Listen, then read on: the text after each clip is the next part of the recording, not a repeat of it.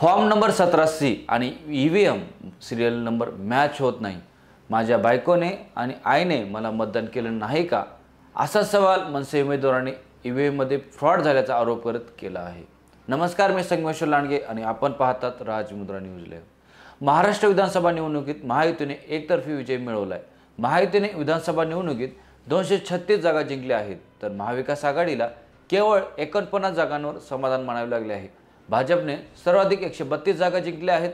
शिंदेंच्या शिवसेनेने 57 जागा, तर अजित पवारांच्या राष्ट्रवादीने 41 जागा जिंकत निवडणूक एकतर्फी केली आहे। दरम्यान मनसेच्या एका उमेदवाराने EVM मध्ये घोटाळा झाल्याचा आरोप केला आहे। फॉर्म नंबर 17C आणि EVMचा सिरियल नंबर मॅच होत नाहीये। माझ्या बायकोने आणि आईने मला मतदान केलं नाही का, असा सवाल करत EVM मध्ये फ्रॉड झाल्याचे त्यांनी स्पष्ट म्हटले आहे। मनसे दहिसर विधानसभा मतदारसंघाचे उमेदवार राजेश एरुणकर म्हणाले, काही मशीनचे चार्जिंग 99% होते, काही मशीनचे चार्जिंग 70% होते, तर काहींचे 60% होते। 2-2 दिवस झाल्यानंतर चार्जिंग 99% कसा असू शकते, असा सवाल त्यांनी या ठिकाणी उपस्थित केला आहे।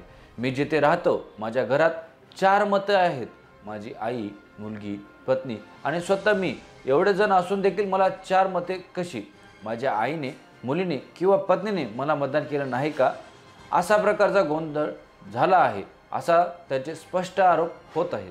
गेले अनेक वर्ष आम्ही राजकारणात काम करतोय।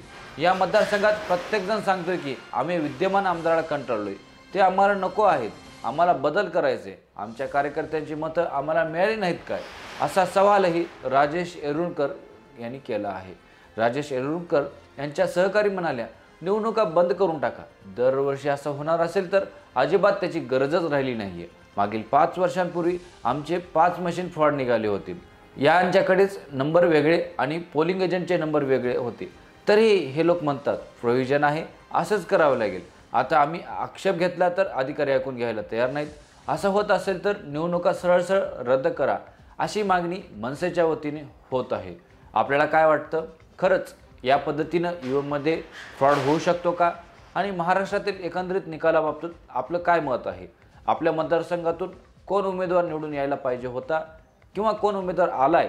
जो उमेदवार निवडून आलाय तो खरंच जनतेच्या मनातील किंवा जनतेच्या कौल एकंदरीत त्या उमेदवाराकडे होता का? असे प्रत्येक मतदारसंघात वेगवेगळी चर्चा होत आहे।